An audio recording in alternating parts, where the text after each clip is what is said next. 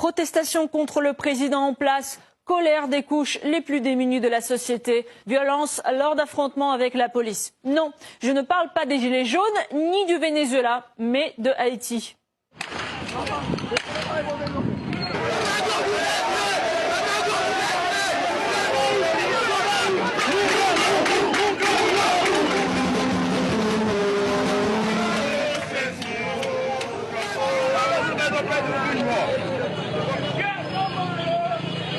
Les États-Unis ont certainement dû soutenir ce beau mouvement démocratique, cette révolte du peuple contre des oppresseurs, voire promettre l'envoi des troupes américaines pour mettre fin à la dictature qui règne sur l'île. Non ? J'ai rencontré hier le ministre haïtien des Affaires étrangères pour exprimer l'appui et l'amitié indéfectible des États-Unis avec Haïti. Nous appelons tous les acteurs politiques haïtiens à respecter et protéger leur démocratie, à engager un dialogue et à mettre fin à la violence politique.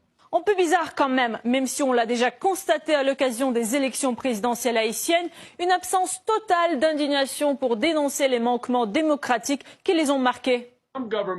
Le gouvernement Trump ne soutiendra pas le peuple haïtien parce qu'il a besoin de ce gouvernement pour son projet de renverser le gouvernement vénézuélien.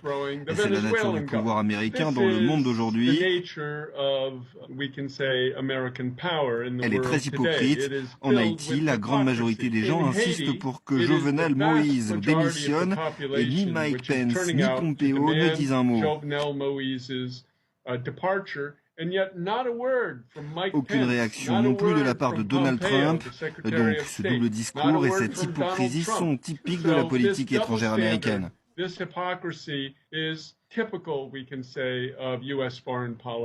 devinez quoi? Vers qui les manifestants se tournent-ils maintenant?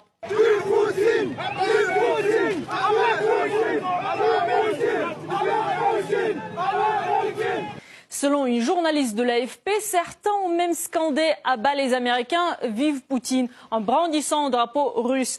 Il se pourrait donc qu'on entende bientôt des accusations d'ingérence russe en Haïti. Logique, après avoir organisé les Gilets jaunes en France, il fallait frapper encore plus à l'ouest.